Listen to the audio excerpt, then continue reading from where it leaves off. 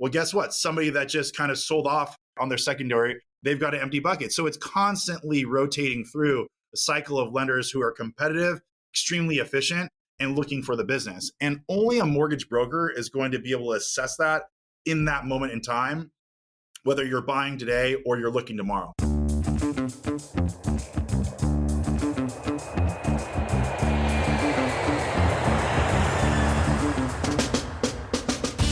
Welcome to Passive Income Pilots, where pilots upgrade their money. This is the definitive source for personal finance and investment tactics for aviators. We interview world-renowned experts and share these lessons with the flying community. So if you're ready for practical knowledge and insights, let's roll. Welcome back to Passive Income Pilots, everyone. I'm your host, Tait and Ryan. I'm here with Ryan Gibson. How you doing, Ryan? Tait, always good to see you, and always good to talk debt, because that is what it's all about right now. Hard to get debt. That's right. That's expensive, and I'm looking forward to the show. I have been looking forward to talking to David for months. Really, before we even launched the show, this was on my radar. We're going to talk mostly about residential today. David Temko serves as the president and CEO of C2 Financial, which is America's largest mortgage broker platform, currently operating in 30 states and employing approximately 1,000 loan originators. He's got a background in the mortgage industry. They do all types of loans. And we're actually going to have him back on in a future episode, talk about the differences between primary residence, second home, commercial, investment, all that sort of stuff. But for today, we talked a lot about interest rates and the home buying process. I think people will get a ton out of it. Yeah, the framing here, I think, is like, do I buy a house right now with interest rates just going up 0.25%, but the Fed at the Fed funds rate at 5.5%? Doesn't make sense. Should I wait? Should I hang out on the sidelines? And who do I call? Who is the expert that I call to get a residential mortgage or a commercial mortgage from? And that's why we brought David onto the show to answer all these questions. And with that, let's get right into it. Let's go. David, thank you so much for coming on the show. We appreciate having you. Absolutely. Great to be here, Tait. What a time to be talking about mortgage rates and home buying and everything. Really excited to have you on as well, David. I guess we'll kick us off and just say, what the heck's going on out there today? I mean, mortgage rates are up. Home sales seem to be slowing. I don't know. Maybe they're staying the same. Maybe there's just less inventory. What are you seeing? Oh, well, great question, Ryan. My toast to the last holiday party is rates are up, but we can still get down. So, I mean, we're out here doing what we can, find an opportunity in every market. And that's really what it comes down to. There's definitely less inventory. Folks are sitting on their homes because it's an asset to have, an interest rate or a mortgage with an interest rate at 1%, 2%, 3% in the front of it. So unless something really happens in their life, death, divorce, dissolution, or something disruptive, they're really looking hard in the mirror, depending on, to determine whether they're going to move somewhere or not. And they're probably going to stay put for quite some time. And if they want to stay there and there's things that need to be changed, they're going to use some equity in their home and renovate it and stay there until, like I said, something changes and they need to move. Do you see more sales in new construction homes or existing? What are you seeing there? Well, I saw the CEO of, was it Lennar or Toll Brothers, come on, and yeah, they're trying to catch up for 15 years of underdevelopment and underbuilding. I'm based out of San Diego. It's a pretty established market, like most cities across the West Coast or other metropolitan areas, and that's just a lot of infill. So I think that the new development is going to be in more affordable markets where there's more land. But generally, the markets, the larger metropolitan markets are going to be much more infill. So it's really, pulling together plots of land, lots, and then doing a subdivision. So I see that, but I think generally the majority of the sales are existing homes. Interesting. Well, before we get into, all of this stuff, let's talk quickly about your background. How'd you get into the mortgage industry? And can you give us some history on maybe the industry and then as a little more specifics on C2? Yeah, absolutely. I grew up in the business. My pops was an entrepreneur and got into commercial real estate, did commercial real estate leasing for quite some time, and eventually got out of that and found his way, did some appraisal business, but got into residential mortgage, and was kind of an Excel guru and took what was kind of an archaic way of taking a loan application, on carbon copy paper, and transitioned into that, doing that in Excel, and then hit the road and really sold that platform, brought people onto his brokerage at a high split margin, and gave away that technology. And that was the genesis of a high split mortgage brokerage shop, and grew that, all the way through, through the years of when I was young in college, coming home, interning for top producers. So it was really always around the dinner table, the language. I was kind of shown some of the ropes by top producers that, worked at our company, and, visited them. So, kind of got the origination side, kind of got the compliance side. And I graduated college in 2007, which was an interesting market to come into. And I'll never forget going out with my dad and his buddies. It was the Tuesday night out crew. They're all, successful guys, whether it was real estate, investing or finance or doctors, attorneys, whatever it was. They were kind of my board of directors. And I'll never forget kind of seeing my pops kind of almost pulling his hair out because the market had imploded. And his best friend, a guy I grew up with, hunting and fishing with, that I looked up to greatly, was a big commercial real estate investor. And he was just kind of steady Eddie, cool as a cucumber. Hey, I'll have another beer. And I recognized in that moment that that was an opportunity for me to go into that. And I left the family business of being in, residential mortgage brokerage. And I signed up in commercial brokerage, doing sales, and cut my teeth, real boiler room type situation, and just making, 60 to 120 calls a day, and trying to cut my teeth on that. And it evolved into me actually getting into the capital markets side, doing commercial loan brokerage. And I really felt that that was a really good happy medium, that axis of having the residential mortgage background, wanting to be on the investment side and learning that acumen on the commercial side, and doing commercial loan brokerage was just a perfect fit for me. Granted, I was making, 25 basis points straight commission. So right.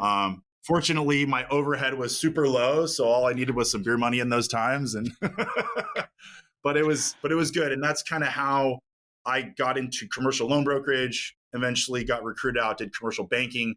But my involvement in our family's company drove me back to them and to the organization, and building a commercial mortgage brokerage platform at C2 Financial was a really good opportunity, because it allowed our, the breadth of our business has always been residential mortgage brokerage, but the decision people make when buying a home is often one of the largest they're ever going to make. And the loan officers that we have that steward that experience and that capital can be so much more for their clients. They really are a full financial and real estate resource. And so oftentimes when a borrower gets a loan from a mortgage broker at C2 and they do a great job, they come back and they say, hey, you knocked it out of the park on my home loan, getting me in there. I want to buy an investment property, a commercial building, or, whether it's for an investment because it generates income, or it's they have a business and they want to buy a property for their business. And in the past, that individual would say, hey, I'm sorry, I can help you with that. And then it kind of gets out of their, I don't know if it's their sphere of influence, or, but that person finds a yes person and then they're out. And so my goal at C2 is really to, in the C2 orbit, have our loan officers, truly be that financial and real estate resource, whether it's forward mortgage, whether it's reverse mortgage, whether it's commercial mortgage, or there's a sales component. And that's really what I drive to do, to grow the company and, attract talent all over that can do that. That's great. And, you mentioned like attracting talent and kind of building a business. Contrast that to, kind of your first few mortgages that you did maybe on your own, to how you've really scaled. I'm always interested in that side of things, because as a real estate investor, I was always like really focused on the real estate investing. And then we grew to over 130 employees. And now it's like there's a lot of leadership that goes into kind of handling that. Kind of talk about your team and sort of what's your day-to-day like today? Yeah, I mean, the first loan to your first part of that question, the first loans that I've done, it's like, what you know, and you kind of don't know a lot. So you're kind of taking all your experience and looking to expand on that through each transaction, through each opportunity. You always learn stuff from. And that's why you kind of lean on, specialists that have that experience that you don't. So, I mean, sure, the first couple loans I did when I was, in brokerage or in banking were rough for me. Were probably rough for the client, but, keep your head down and you power through and you continue to deliver a good experience. And for us, there's a lot of folks out there that, have come from different places and how they land at C2. And it's about finding folks that are really good at what they're, what they're the best at. And a lot of times people are really good at doing loans or really good at finding investment properties, but there's a lot of things that surround that they're not good at, that they don't want to do. And so at C2, we basically take all the stuff that they don't want to do off their plate. And that's legal, licensing, compliance. So we have a platform where loan officers can really just focus on what they're the best at, which is finding borrowers and making sure and placing them with the best financing that's the most conducive for whatever their financial need is, depending on what the property is they're buying and their kind of, nuances with their own finances that generate income. So, but yeah, that just takes time. Well, I certainly can plug you guys because I, came across you by using one of your officers who was fantastic, and I got a really great refinance on my place. But I'd like to switch gears to, the industry, to interest rates. A lot of people, I hear this on a weekly basis that I'm waiting for the crash. I'm waiting for prices to come down. What are your thoughts on that? What are your thoughts on interest rates, where interest rates are going? Sort of where are we in terms of the market? Because you probably have your finger on the pulse just as well as anyone. Yeah. If you're waiting, so is everybody else. So, Right. It's like, oh, everybody's, when rates come down, I'm going to be in the market. Well, you and everybody else that's, sitting on the sidelines. And I think if you have the ability or you have the affordability to buy, or the acumen and the ability to buy a property now, you're going to be in a better position than somebody that's waiting for rates to come down. Because when rates come down, you can refinance and you're in a better, you're in a great spot because you bought it while rates were high, maybe values were either relatively stable or have come down, versus when rates come back down and then, prices spike again because there's a huge demand back in the market. So I think if you're sitting on the sidelines and you're paying rent, well, I think you should do kind of a cost analysis on what you can write off in terms of the interest, compared to for the entire monthly payment. There's some tax benefits. And so you can reverse engineer, okay, I'm paying this much in rent, but it's just to sleep and eat here. And I'm not building any equity, versus what I can buy. And maybe there's a premium to that, but I can, there could be upside in terms of, appreciation. I can, write off my interest. So there's a lot of benefits and pride of ownership. So, and plus where you want to, set some roots down. I mean, where people are at in their life. It might not mean they need a house and because they're living in an apartment. Maybe it's an opportunity to buy a 2-unit, a 3-unit, a 4-unit, get, residential financing. And that's an opportunity to get in your first investment property. It doesn't change your life, your lifestyle that much. It doesn't increase from a cost perspective, from a space perspective. So it's really assessing what you need, what you're comfortable with, and seeing what calculated risks you can take that fit into your life in that moment. And do you have like a tool that people use or a website that would go and kind of help analyze those types of decision making on, rent versus buy? How much am I spending?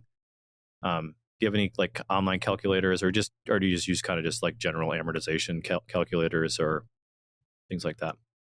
To be honest, I do have something that I've created on the commercial side that was really for an owner user that's renting a space. My corporate office is 7,500 square feet here in San Diego, and I ran that exercise because my lease is rolling in October, and I was like, so I kind of went through that rigmarole, and I can see kind of what my rent is, what my down, relative to a down payment and what my monthly payment is and how that shakes out, you can make any spreadsheet look amazing, but I try to be relatively conservative with appreciation, and maybe put like 1% versus like a 3%, 1% appreciation over the course of a year. And it'll tell you, how much wealth you're going to build, how much equity you're going to gain over that. And so I have something like that and we use that on the commercial division that I have a gentleman running for me and for our company.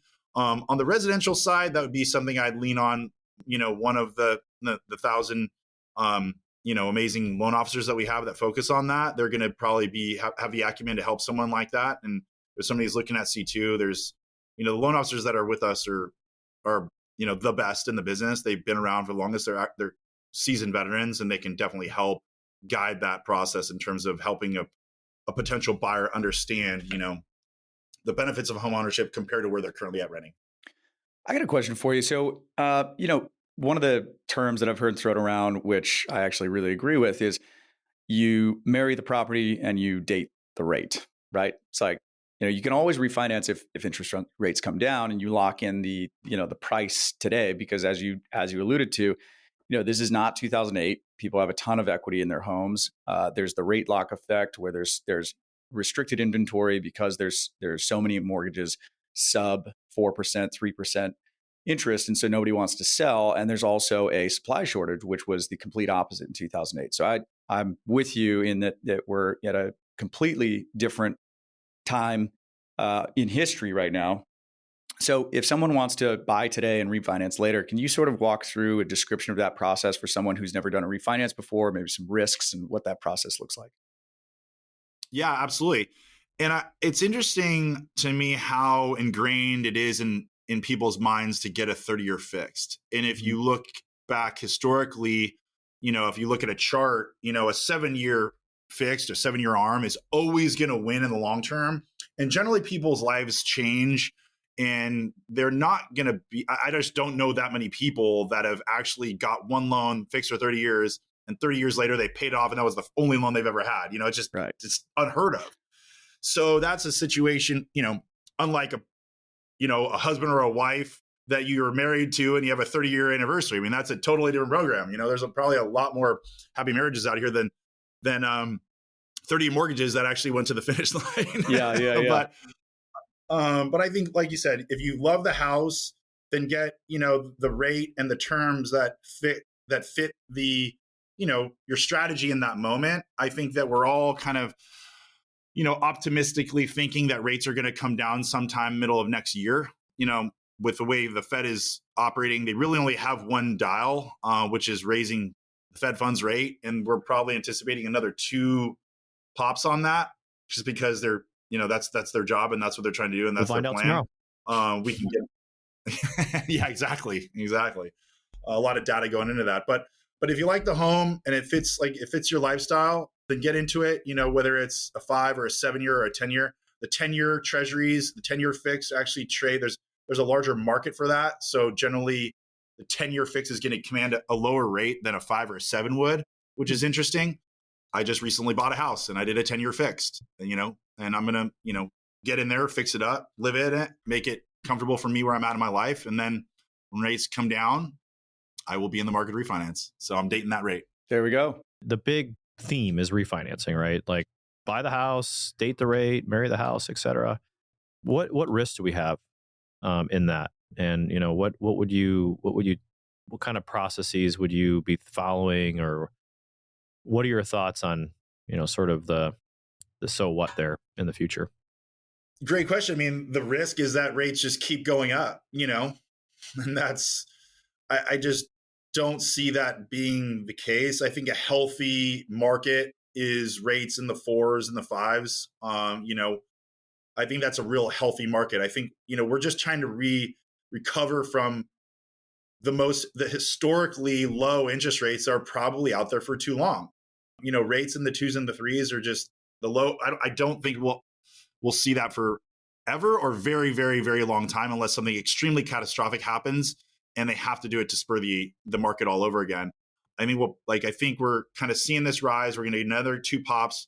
Unfortunately, it's sad to think that they have to, really knock down the job market in order for inflation to come down. Wages.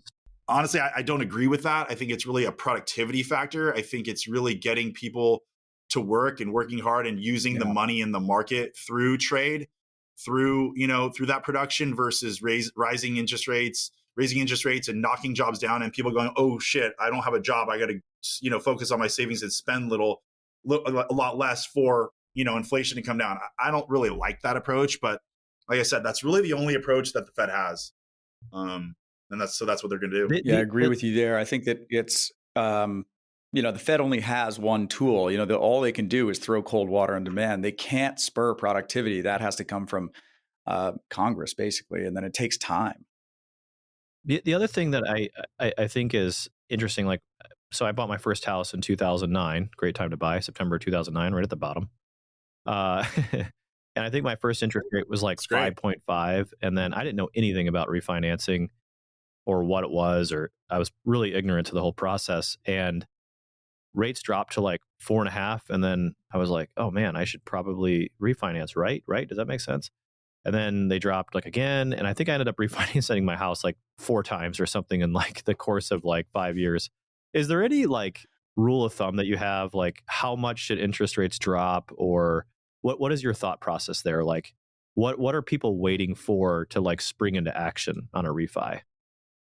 Well, there is costs associated to refinancing. I mean, there's definitely some thirds. You have title escrow appraisal. So there is costs associated to it. So, but if you look at that compared to where your rate was and where you're dropping your rate to and your monthly payment to, you can quickly assess how quickly you're going to capture the cost of refinancing it. So, I mean, you refinancing that many times over the course of 5 years, it makes sense. If you did it like that many times in 1 year, then I don't think it's going to make sense. And you're going to kind of irritate a loan officer because there's some components of that really can have some repercussion. I don't know how many times it actually was, but it felt a lot. Like at one point my wife was like, does this even make sense? Because it costs money to do it every time, right? And I think I ended up going all the way down to like 3%, right? And so or 3.125% or something like that. I was trying to figure out, like, is it 1 full point? Is that kind of the heuristic, or is it a half point, or I don't know. Is that something is that a way to think about it, or something else? I think a full point to drop is pretty significant. I think if it's, in between that 50 basis points to 100 basis points, that, half a point to a point, then you're probably right in the strike zone, and it's worth it. But like I said, you can look on a regular amortization calculator going, hey, this is what my loan amount, this is my monthly payment now. You can look at what your principal balance is in that moment, based on your most recent mortgage statement, and go, okay, well, you probably haven't paid down that much principal in the first 5 years, but maybe you have, maybe thrown a little bit more at it, or maybe something happened in your life where you have a larger liquidity event. You go, you know what, I want to work on paying this down. I've got $1 million loan. I want to knock it down to 900,000. Interest rates are lower. I want to do that.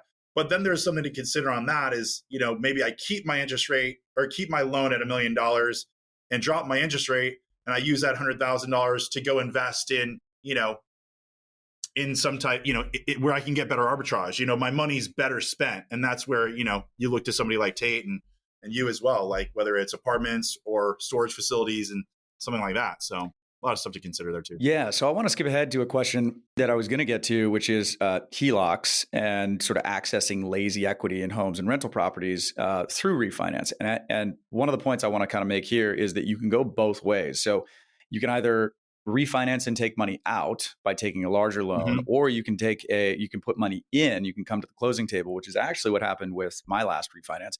I came in with about $20,000 to bring it under the conforming rate, under the conforming limit, which allowed me to get about an additional 50 basis points off my rate. So anyway, but when we're talking about pulling money out, can you kind of talk to that in terms of what that lazy equity means if you have a bunch of equity sitting in your home that isn't really doing anything for you, and sort of using that to arbitrage?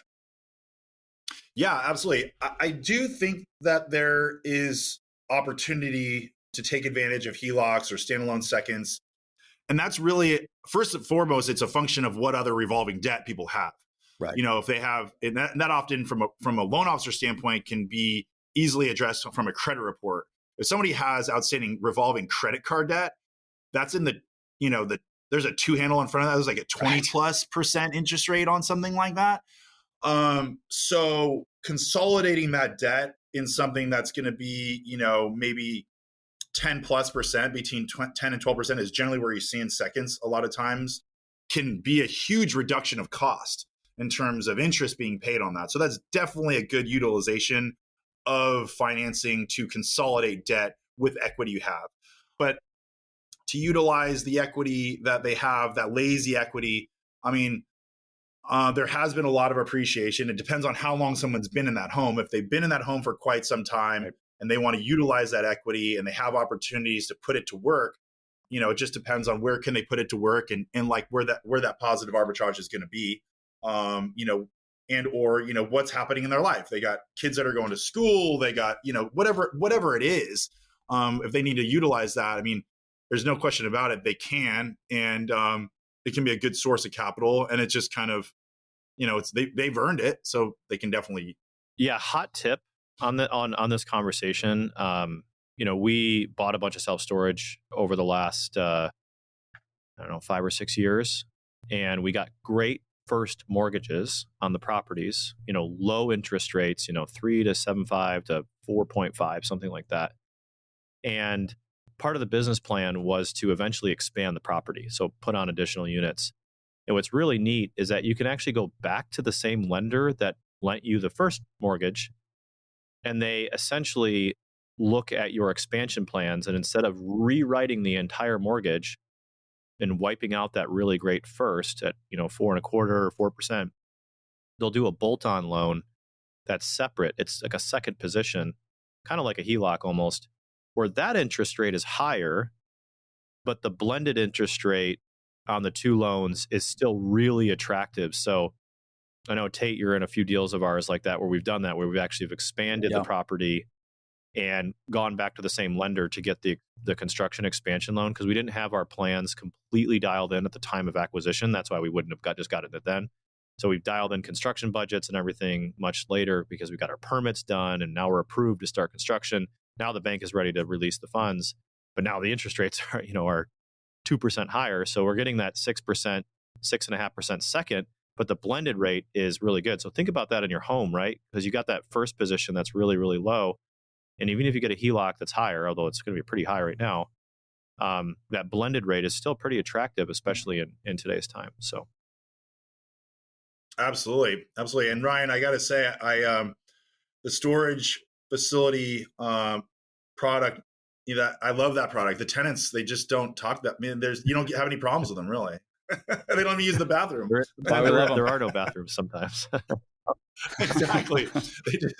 They just sit there. It's like the best. They're sticky. Yeah. Fun fact: the average tenancy for a self-storage unit is longer than multifamily. Is it really? Okay, I love it. Wild. Yeah. How did you not know that, Ryan? Years ago, someone asked me that question, obviously, and I did a study, and I went online and pulled all this data, and it was inconclusive. I couldn't find, and so I just say it's all about the same. Our average portfolio stay for storage is about 28 months. I don't know what it is for multifamily, but I couldn't find an exact study done by. The average is about 15 to 18 on multifamily. Oh, is that what it is? Okay. Yeah. Anyway. All right, next question. So why should someone work with a mortgage broker like C2 versus directly with a lender, with a bank? What are the differences in terms of experience, rates, and then how does somebody know that they're getting the best rate? Great question. And I just had this conversation with Brandon Landau, who runs my commercial division earlier. And I have the conversation with loan officers at C2 all the time. And really, and this comes from my experience of being in banking and being on the broker side. Right. And from a bank perspective, you're really hammering round pegs into square holes all day. You're kind of a one-trick pony. You have one credit box, and you're trying to figure out how to get, all these different people to fit into one box. And it's just not one size fits all. And as you can, in what we experienced last spring with what happened with banks, the run on banks has left a lot of uncertainty in people's minds on how banks operate and how safe they are and whether they're in the business or out of the business and what they're lending on and what they're looking for. And from a commercial standpoint, they're definitely in and out, more on the outside.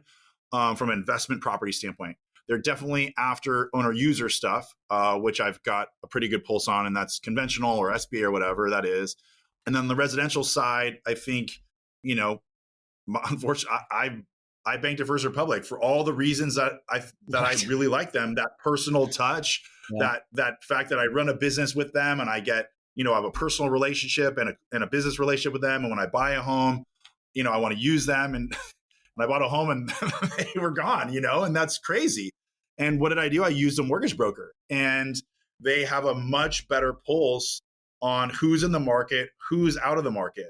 At C2, we have 100 plus lenders for our, call it 1,000 loan officers to utilize. And these lenders, these wholesale lenders are often either in the market and they have a bucket to fill and they're very competitive. And all of a sudden our loan officers can kind of, direct business to that bucket because they have borrowers or buyers that are in need.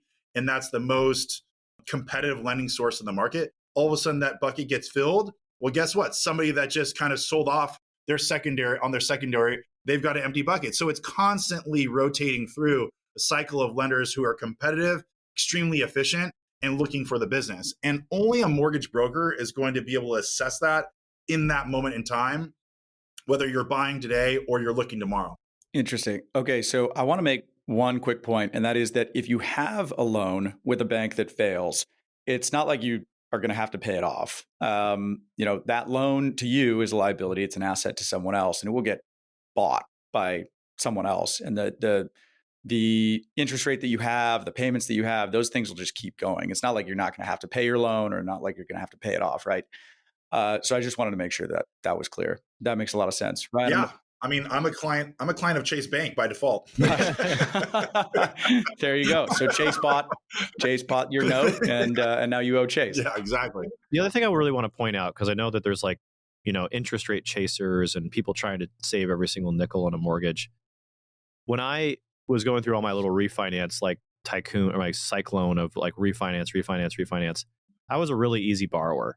I had 2 incomes. I was W-2, perfect credit score, really affordable house for what I was in, tons of equity built up in the home. I went on bankrate.com. I don't even know if that thing exists anymore. And it was like Priceline for finding the cheapest rate. It really didn't matter who I banked. I wasn't in a hurry. Like it just sort of didn't matter. Now my circumstances have changed despite the fact that I've amassed tons of assets and I have a lot of net worth. I also am very complicated now. Right? So like work with the person who's going to best suit your needs. And, a mortgage broker can be highly lucrative in that. I only work with certain mortgage brokers now. I can't just go on Bankrate and look for the lowest rate. Like I have to go to somebody who understands who I am and that I have a gazillion tax returns and I own a business and all that stuff. So, match up kind of the complexity of who you are with the person that you're trying to hire, because that will really help, I think, the process a lot and save you a lot of stress. So. Yeah. Absolutely. Great point. And, working with, mortgage broker that has the acumen, that has the, whether it's a personal understanding, a business understanding, but also has the resources, sure, you could be working with somebody that fully understands your credit, your credit profile, all your tax returns, but if they can't do something because they're at one shop, they call the golden handcuffs, then what can you do? You got to go to somebody that understands the nuances of your business and your financial profile, but has the ability to go execute with the best lender for you in that market. So completely agree. Yeah, this is again just having, building your team as you become more sophisticated as an investor and just building your financial acumen. You inevitably end up with a team around you, and this is just another person on that team. So you may have found someone who told you a story about how they got this amazing loan directly from a bank, but David, as you alluded to, pounding round pegs into square holes. It's like that person just happened to meet exactly what those banks' criteria were, right? Which is not going to be the same from one person to another, depending on your financial situation. So anyway, what's the difference between a pre-qualification and a pre-approval? If you're looking out for a home right now, which one do you want? Well, a pre-approval is something that's a bit more fleshed out. You've provided financials to a loan officer. They've ran a full pull on credit, so you're pre-approved, and they can determine what you can buy, what you can afford. A pre-qual is kind of high level. And we have this conversation on our side of the fence all the time because our loan officers want to be able to issue a pre-approval because realtors and sellers are, they're teed up. They understand that this person is pre-approved versus pre-qualified. Somebody that's pre-approved is going to be much further down the line with a lending source, with a mortgage broker, with a bank versus somebody that's just pre-qualified. Oh yeah, I make this much. This is my credit score. Okay, you can qualify for something like that. Sure. They're just going to be a little bit further down the road. And in a competitive environment when, there's there's not a lot of inventory with a high demand, you want to have your best foot forward. And that's having a pre-qualification, but also working with a mortgage broker that has the ability to execute really quickly. I got a loan done in 12 days. I mean, we're going to have to change TRID because how quickly things are moving on the wholesale side. I mean, we're going to beat, we can close deals faster than regulations would even allow, where that's just amazing. Definitely not the case with the bank. That's going to be a bit more archaic. They're like dinosaurs compared to where we are, how things operate on the wholesale side. Yeah. That makes a lot of sense. What are some of the things that people need to remember during that process? So if you're shopping for a home, you got your pre-approval. What are some common mistakes that buyers make that might blow up their pre-approval or make their loan more complicated? Well, it's, everybody wants a deal. Mm-hmm. I'm definitely a fan of getting a deal on everything. I can have a tendency to grind a bit on all, just so and if I didn't ask, then I wouldn't know for sure. But I think there is a component, there is a surety of close component that I think is important to address because sure, maybe you could have shaved off a few basis points if you went somewhere else, went to that bank that took 30, 60 days. But guess what? That rate, maybe you gave that rate, but you would lost that house. You know what I mean? So it really comes down to having the ability to execute, obviously getting something very competitive in that trust. It's stressful. These are big decisions. This is something that, can get emotional, specifically a home, somebody that's maybe expecting a child and they're like, hey, we need to move out of our apartment. We need a house that has an extra room for a nursery. Because, there's a lot of different things that happen that can affect people's decision-making ability and how they're going to react. And you want to have that person that you trust, that can execute, that is going to get you a good deal. They're going to relieve some of those stress factors, which is contingency period, getting your financing contingency removed or whatever that is. If there's a way that you can kind of get out ahead of that stuff. So you're like, oh my gosh, our money is going to go hard if we don't, then in kind of circumventing all that. I think that's important because it is a big decision and there are stress related and there's sellers that want to turn up the volume and really put people, stick it to, I've seen things happen where there's unnecessary stressors that can be put in place to make somebody really move when they're unsure and they could have been working with somebody that could have been on front of it. So that's that's what you get when you work with an expert, that we talked about earlier. Like I might not have known that in my first couple of deals, but I've been in this business for a long time. We got people that have been at this business at our company for a long time. They know how you get that with that expertise. Yeah. I like that. I have a little off script question here. Yeah. I've never, as simply as you possibly can describe it to me, the federal funds rate is the rate at which the banks borrow money, right? That's the overnight rate. That's the interest rate we hear about in the news. Like the Fed raised actually 28 minutes ago. I just got the alert. It went up a quarter point. As expected. Yeah, bummer. Okay. Anyway, that was totally expected. So it went up a quarter point. So this is a great example. So I think the federal funds rate right now is like 5.5. Is that what it is? Does anyone know? Let's just I was at 5.25. 5.25. Let's just say it's 5.5 now. How the heck does but if you go for a mortgage rate, right? It might be lower than that, might be higher than that, might depend on number of things. Like how can somebody where how does that tie to the federal funds rate for home mortgages? Like if I was just getting a regular primary resident Fannie Freddie backed loan, how would that rate be determined? Or how does the wizards that make the rates come out be determined? Yeah, the gremlins on the other end of the curtain and over on Wall Street. That was already baked in. They already knew that was happening. I mean, the market has already assessed that there's going to be a raise in the Fed funds rate. It's already been baked into the market. You watch CNBC in the morning, they pretty much had already accounted for it. Generally, mortgages are based off the 10-year treasury. That's generally where things are. And then there's a spread over that. So it's usually borrowing at, a lot commercial mortgages, residential mortgages, they're going to look at that. And the 10-year treasury is going to be much lower than that Fed funds rate. That Fed funds rate is like a prime rate, which is often what's tied to how banks will lend on lines of credit. They'll do, okay, we're prime plus one or prime minus one, ideally. So you see that.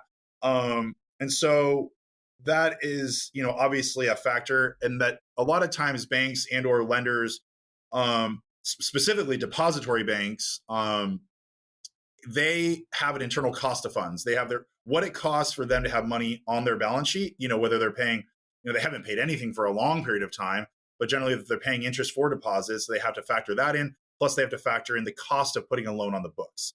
So they have an internal cost of funds. So it's usually like when I was in commercial banking, we would look at the 10-year treasury and we put on like 170 basis points. And that was the spread that the bank needed to make over the 10-year treasury, but they're not borrowing that money. In the event they did, that's how they would look at it. That would be their cost of capital if they didn't have a depository, they didn't have depository relationships.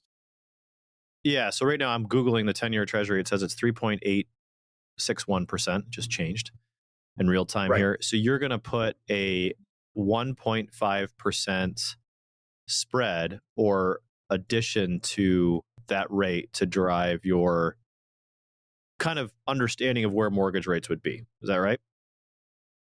Okay. Right. There's a spread over that. So that's the cost. That's just the cost of capital for like a 10-year treasury, like a 10-year T-bill. So that's what a warehouse lender is going to pay. And then they're going to make a spread on that. So their cost of capital plus their spread, they package it up, they fund loans around that, where that market is that day, where rates have fluctuated in the market. And then they, whatever their credit box is, they package it up and they sell that on the secondary market. And that's can I use a car analogy here? So if I go to the dealership and I say, I don't want to pay $1 over dealer invoice, right? Dealer invoice is basically going to be the 10-year treasury plus 1.5%, which is 5.36%, just real quick math here. And then someone's got to make money. So when you talk about like earlier in the show, you were saying, hey, there's a lot of, shops, mortgage houses that are just piles of cash and they need to like get it out the door. So they're probably going to be selling that inventory for a lower spread over sort of like dealer invoice. Is that accurate or is that not? It's a supply demand, right? If there's a huge demand, then that truck or whatever that car is going to have there's going to be a sticker over MSRP because, everybody, dudes want a Ford Raptor. They're going to pay, $15,000 over for it or whatever it is, right? Leading into like, imagine what's going to happen in like a year when interest rates fall, if they fall, and like everybody's been on the sidelines waiting for these prices to drop, and all of a sudden they drop. Everyone's going to come running in at the same time. And guess what's going to happen? They're going to run out of inventory, right? So like those spreads can go really high. It's going to be a heyday for mortgage brokers, right? Because refis are going to be through the roof. We all saw this in COVID, right? When interest rates kept going down and down and down and down, and everybody just kept refining. It was a crazy time.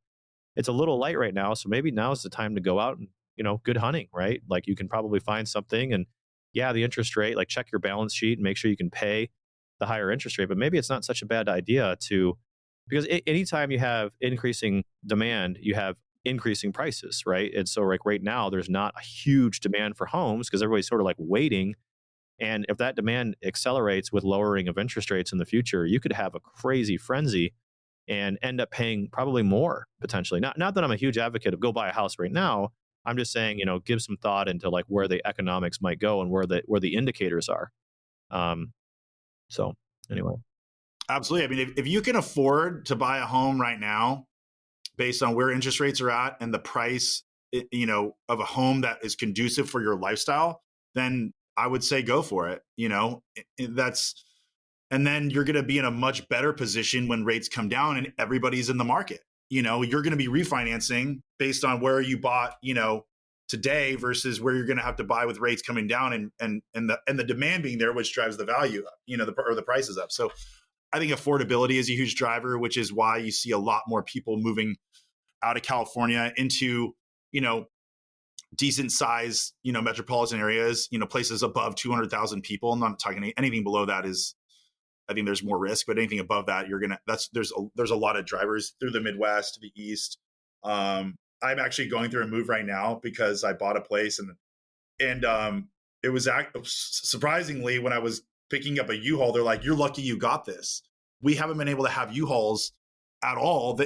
People take them and they drive them and they don't come back. Like everybody's taking them from California elsewhere and they're not here." And so that was like an interesting gauge that I picked up. I'm like, it was kind of a trippy kind of dial or metric or kind of whatever it is, data point to look at for people. Yeah, you can actually look at U-Haul reports data of like where all the U-Hauls are going, and it's really interesting. That's actually one of the metrics that we watch as a fund in order to sort of create a macroeconomic thesis on where to buy. Yeah, I think it's great. I think it's a great gauge to look at, like, where people are taking these trucks and not coming back from. Well, David, one question I'd love to ask our guests is, what's something in the past 6 months that just has absolutely blown your mind, changed your way of thinking, something you've learned that you really haven't shared with anybody, but it's been like, maybe it's a half-baked thought, maybe it's in the back of your mind and you're just like, you can't really put a pin on it, but it's like a feeling you might have or a new idea. Just anything you're like, man, I can't believe this, or sorry, I'm rambling to give you some time to think about.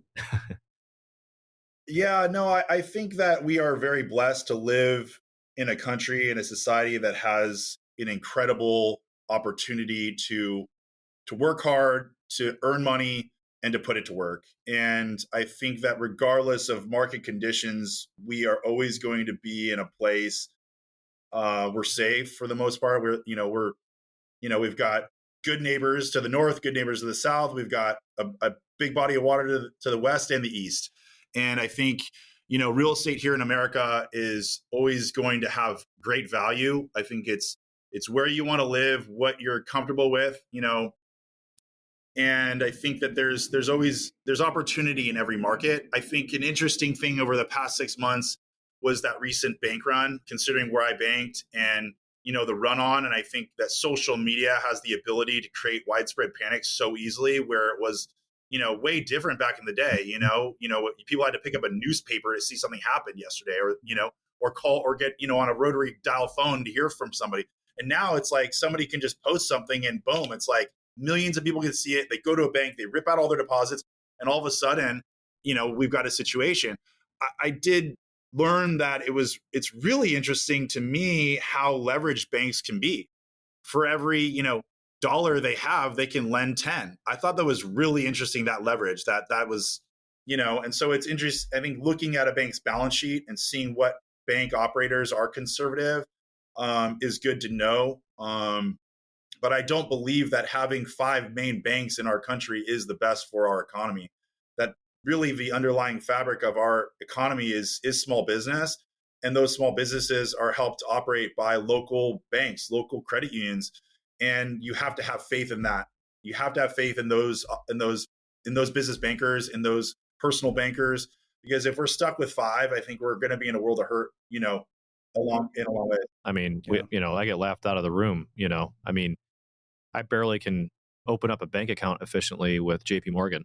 I mean, it takes like 3 weeks or something, right? So I hear you. And, local banks are killing for us to open up deposit relationships. I love that last statement. I mean, that is definitely a concern.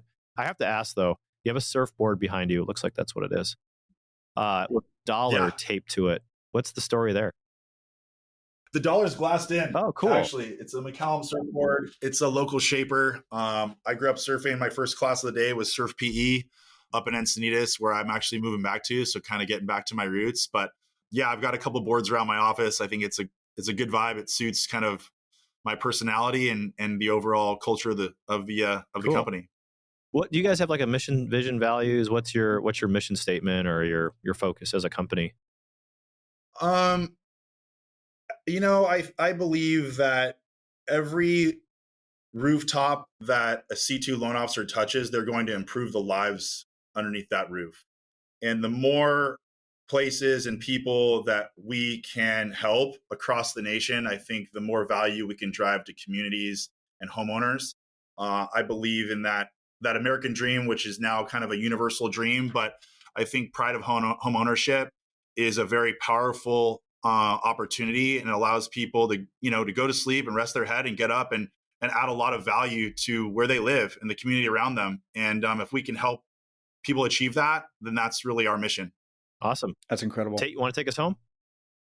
Yeah. So we're going to have you back on to talk about residential and second home and investment loans and things like that. But for now, we'll bring this thing home and let the audience know how they can get in touch with you or engage your services. Because I'm sure there are a lot of people out there that are looking to buy homes, second homes, investment properties, all the above. Yeah, absolutely. Well, it's amazing being on with you guys, and there's so much to cover. I loved all your questions, and I feel like we only got through half of them. Sorry.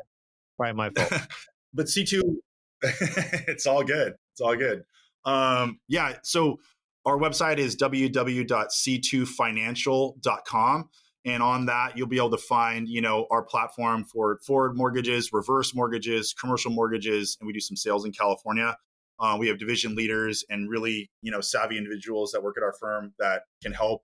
And I am always available. You'll see my, contact information on there. It can be found on LinkedIn, social media. My Instagram is really just kind of my personal life connected with my business. They're kind of one and the same. How I live is a derivative of how I run our business. That's great. And that's really our culture here. So our people are cool. They're approachable. They're extremely savvy. And if you're in the market to buy a home or investment property, I'd highly suggest using an expert at C2. Well, I can vouch for that. We'll link to that in the show notes. Thanks so much for joining us, David. We'll talk to you soon. Thanks, David. Absolutely. Thank you, Tait. Thank you, Ryan. Take care.